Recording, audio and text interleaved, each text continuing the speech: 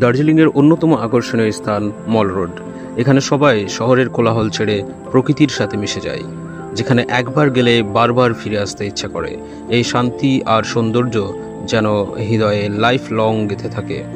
পাহাড় আর মেঘের মাঝে এমন একটা জায়গা যেখানে প্রকৃতি আর মানুষের মিলন ঘটে। এখানে রয়েছে শতাব্দী প্রাচীন হোপ গ্ল্যানারিজ, যেটা 1886 এ প্রতিষ্ঠিত হয়েছিল।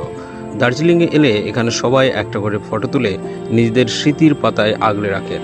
মল রোড থেকে কাঞ্চনজঙ্ঘার অপূর্ব দৃশ্য দেখা যায়, যা এক অবিস্মরণীয় স্মৃতি হয়ে থাকে।